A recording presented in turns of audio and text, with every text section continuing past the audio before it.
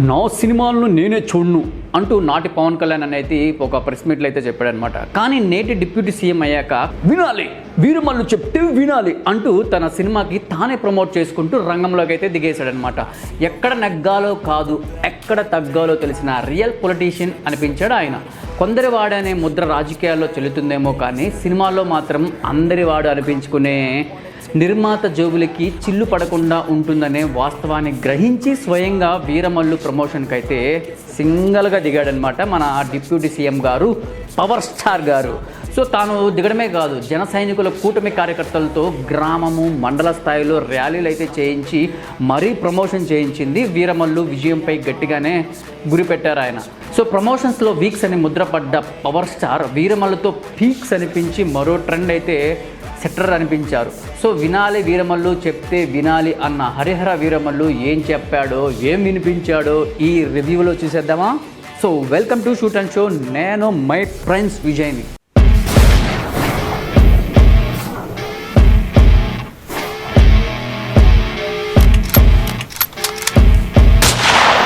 So ఇక కథ విషయానికి వస్తే హరహర వీరమల్లు ఇది ఒక ఫిక్షనల్ స్టోరీ అని చెప్పుకోవచ్చు. సో చరిత్రలో ఏమాత్రం సంబంధం లేని కల్పిత పాత్రలతో అల్లిన ఊహాతీతమైన కథ అని చెప్పుకోవచ్చు. సో అధర్మంపై పోరాడే ఓ యోధుడి కథ. హిందువుగా బతకాలంటే పన్ను కట్టాలన్న ఔరంగజేబుపై వీరమల్లు చేసిన యుద్ధమే హరిహర వీరమల్లు. సో కృష్ణా నది తీరంలో దొరికిన విలువైన కోహినూర్ వజ్రం మహమ్మద్ కూలీ కుతుబ్షాల దగ్గర నుంచి మొఘలుల వద్దకు ఎలా చేరిందనే విషయాన్ని అంతర్లీనంగా సృష్టిస్తూ మొఘల్ పాలకుడు ఔరంగజేబు నిరంకుశత్వాన్ని, అతని దురాగతులను కళ్ళకి కట్టిన చిత్రమే ఈ వీరమల్లు చిత్రం అని చెప్పుకోవచ్చు. సో మనం చదువుకున్న చరిత్రలో ఎంతసేపు మొఘల్ తాలూకా గొప్పతనం చెప్పారు తప్ప మొఘల్ తాలూకా అరాచకానికి అయితే ఏ సినిమాలు అయితే చెప్పలేదు. సో హిందువుగా బతకాలంటే జిజియా పన్ను కట్టాలనే దారుణమైన పరిస్థితిలో తన ధర్మాన్ని కాపాడుకోవడం కోసం హరిహర వీరమల్లు ఎలాంటి యుద్ధం చేశాడు అన్నదే ఈ వీరమల్లు కథ. సో ఎప్పుడు కూడా పవన్ కళ్యాణ్ తన సినిమా గురించి ఇంత గొప్పగా ఎప్పుడూ చెప్పలేదన్నమాట.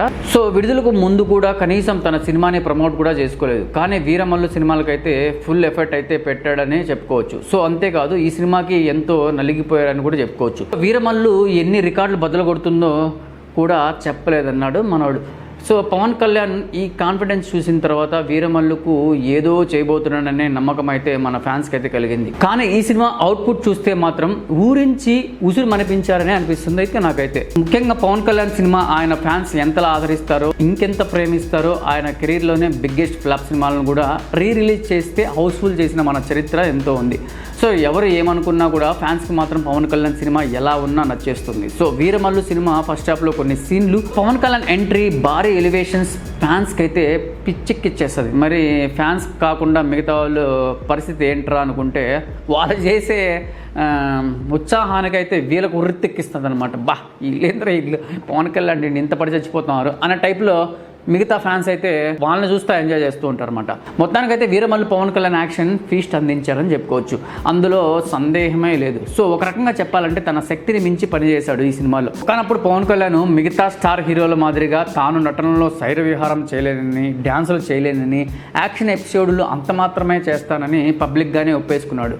సో ఏ స్టార్ హీరోలతో అయితే పోటీ పడలేని అన్నాడో వాళ్ళకి గట్టి పోటీని అయితే ఇచ్చాడని చెప్పుకోవచ్చు ఈ సినిమాలో. సో యాక్షన్, డైరెక్షన్లో, ఫైట్స్లో, పాటల్లో ఇలా ప్రభావితం క్రాఫ్ట్లోనూ పవర్ స్టార్ ఓ చెయ్యి వేశారని చెప్పుకోవచ్చు. అయితే ఈ కథ చేతులు మారుతూ పవన్ కళ్యాణ్ తన భుజస్కంధాలపైన నిలబెట్టడానికి ప్రయత్నించినా కూడా ఆయనకి శ్రమకి తగ్గ ఫలితం అందలేదు అని నాకు అనిపించింది కొంచెం. ఔరంగజేబు క్రూరత్వం, కోహినూర్ వజ్రం కోసం వీరమల్లు పోరాటం, ఈ రెండింటి మధ్య అంతర్లీనంగా ధర్మం కోసం జరిగిన యుద్ధం చెప్పుకోవడానికి ఇది ఒక చారిత్రక ధర్మ పోరాటం అన్నట్టుగానే ఉంది. కానీ ఆ ఆర్భాటం ఏది టేకింగ్లో ప్రజెంట్ అయితే చేయలేకపోయారు అనిపించింది. సో ఫస్ట్ హాఫ్లో కథని మొదలుపెట్టిన తీరు, పాత్రల్ని పరిచయం చేసే విధానం చూస్తే దర్శకుడు క్రిష్ వేసిన పునాది గట్టిగానే అనే నమ్మకం అయితే కలిగింది. కానీ ముందుకు వెళ్తున్న కొద్దీ క్రిష్ ఈ ప్రాజెక్ట్ నుంచి తప్పుకున్న లోటు అయితే స్పష్టంగా అయితే నాకు కనబడుతుంది. సో ఈ ప్రాజెక్ట్ని చివరి వరకు ఆయన డీల్ చేసి ఉంటే రిజల్ట్ మరో విధంగా ఉండేదేమో అని నాకు అనిపించింది. సో వీరమల్లు కథలో దర్శకత్వం లోపం అయితే కొట్టుకొచ్చినట్టు కనిపిస్తుంది అబ్బా ఈ సినిమాలో. సో ఫస్ట్ హాఫ్లో ఔరంగజేబ్ అరాచకాలు చూపించిన తర్వాత అతని దగ్గర ఉన్న కోహినూర్ వజ్రం కోసం వీరమల్లు వేట సెకండ్ హాఫ్లో మొదలవుతుంది. సో ఇక కథ క్లైమాక్స్ వచ్చాక తిరిగి ఎక్కడ మొదలైందో అక్కడే అవుతుందన్నమాట. సో చివరి 18 నిమిషాలు యాక్షన్ ఎపిసోడ్ని తానే డైరెక్ట్ చేశానని పవన్ కళ్యాణ్ అయితే చెప్పాడనమాట. సో అయితే ఈ సినిమా చూసిన తర్వాత ఆయన చేయకుండా ఉంటే బాగుండేదేమో అని నాకైతే అనిపించింది. ఎందుకంటే ఘోరంగా ఉన్నాయి కొన్ని సీన్స్. సో సెకండ్ హాఫ్ వచ్చే యాక్షన్ సీన్లు మధ్యలో హిందూ ధర్మరక్షణ అనేది పాయింట్ టచ్ చేసినా దాన్ని బలంగా చూపించలేకపోయారు మన సినిమాలో.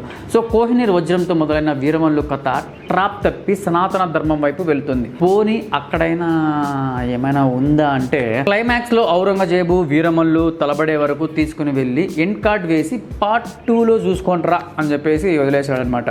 మళ్ళీ హరహర వీరమల్లు యుద్ధ భూమిలో కలుద్దాం అని పార్ట్ 2లో వదిలేశారు. సో తాను పాలిటిక్స్లో బిజీగా ఉండడం వల్ల ఆ మంగళగిరిలో గౌడౌన్లో సెట్ వేసి గ్రీన్ మ్యాట్లోనే కీలక సన్నివేశాలు యాక్షన్ ఎపిసోడ్లను చిత్రీకరించామని చాలా గొప్పగా చెప్పారు పవన్ కళ్యాణ్. కానీ ఆ గౌడౌన్లో చేసిన గ్రీన్ మ్యాట్ అంటే విఎఫ్ఎక్స్ గ్రాఫిక్స్ సీన్లే వీరమల్ని ట్రోలింగ్ బాట పట్టిస్తాయి అనడంలో సందేహం అయితే లేదు. ఎందుకంటే విఎఫ్ఎక్స్ అంత దరిద్రంగా ఉన్నాయి. సో ఆ విఎఫ్ఎక్స్ వర్క్ చూస్తే మీకు ఎక్కడెక్కడ పెట్టాలో ఏడబెట్టినారో అసలు దీనికి సంబంధం లేదని అనిపిస్తుంది. సో ఈ సినిమా పలు వాయిదాలు పడినాయి. ఎందుకంటే విఎఫ్ఎక్స్ ఇంకా బాగలేవు, మళ్ళీ ఇంకా సర్చ్ చేద్దామని. కాకపోతే మొత్తానికైతే సినిమా విడుదలైంది, వచ్చింది. విఎఫ్ఎక్స్ చూస్తే దీనికోసమా మళ్ళీ మీరు ఇన్ని రోజులు పెండింగ్ పెట్టింది సినిమాని అని మళ్ళీ తిట్టుకుంటారు అనమాట. సో అంత దరిద్రంగా ఉన్నాయి విఎఫ్ఎక్స్. సో ఇటీవల కాలంలో ఆదిపురుషు, కన్నప్ప సినిమాలు విఎఫ్ఎక్స్ పైనే విమర్శలు వచ్చాయి కదా, మీరు వినే ఉంటారు.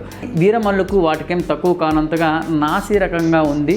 వాటికన్నా వద్దులే, నేను చెప్పలేను స్వామి, మీరు పోయి చూస్తే తెలుస్తుంది. ఎందుకురా పవన్ కళ్యాణ్ యాక్షన్ అయితే సూపర్గా ఉంటుంది, కాకపోతే విఎఫ్ఎక్స్ ఏంటి అట్ట పెట్టినారు నాయన స్వామి. సో మొత్తానికి దర్శకుడు జ్యోతి కృష్ణ ట్రైలర్ వరకు అద్భుతంగా అవుట్పుట్ ఇచ్చి సినిమాలను ఈ విఎఫ్ఎక్స్ను నాసి రకంగా అయితే చూపించాడు. సరే, ఈ విఎఫ్ఎక్స్లు ఈ టెక్నికల్ విషయాలన్నీ పక్కన పెట్టేస్తే కథాకథనాల విషయానికి వస్తే చారిత్రక మూలాలను గుర్తు చేసి ఇలాంటి కథలో పాత్రలు ఎంత ప్రభావం చూపిస్తాయో ఆ పాత్రల మధ్య ఎమోషన్స్ అంతే కీలకం. అయితే ఈ సినిమాలో కట్టిపడేసే ఎమోషన్స్ కానీ కళ్ళు చెమ్మగిల్లే కీలక సన్నివేశాలు కానీ లేకపోవడంలో ప్రధాన లోపం అని నేను చెప్తున్నా.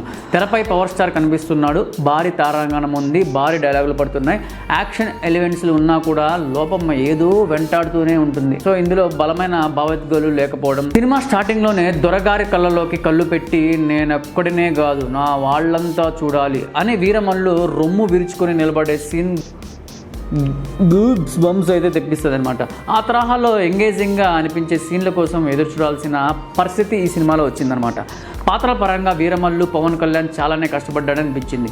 పంచమి పాత్రలో హీరోయిన్ నిధి అగర్వాల్ మల్టీ షేడ్స్లో ఉన్న పాత్ర అయితే చేసింది. మొదటి దేవదాసుగా కనిపించి ఇంటర్వెల్ ట్విస్ట్తో సర్ప్రైజ్ అయితే చేసింది. కానీ ఆమె హావభావాలు అంతగా పండలేదు. సో ఆమె మేకప్ హెవీగా వేసింది. సో ఆర్టిస్టుల కన్నా ఘోరంగా ఉందన్నమాట ఆ మేకప్. స్క్రీన్ ప్లే చాలా ఇబ్బందిగా అనిపిస్తుంది చూసినప్పుడల్లా. సో ఔరంగజేబ్ పాత్రలో బాబీ డియోల్ క్రూరత్వాన్ని అయితే ఈ సినిమాలో అయితే భలే చూపించాడు. అందరు డామినేట్ అయితే చేశాడని చెప్పుకోవచ్చు. వీరమల్లు కథ మొదలయ్యేది సత్యరాజ్తోనే, అంటే మన కట్టప్ప ఉన్నాడు కదా, సో అతనితోనే మొదలవుతుంది. సో యుద్ధ విద్యలు తెలిసిన పురోహితుడిగా ఇంపార్టెంట్ రోల్లో అయితే ఈ సినిమాలో కనిపించాడు. సెకండ్ హాఫ్ కోసం బందీగా ఉన్న ఇతని పాత్రను అయితే కొంచెం దాచిపెట్టేస్తారనమాట. ఎందుకంటే మళ్ళీ సెకండ్ హాఫ్లో రావాలి కదా ఉన్నాడు.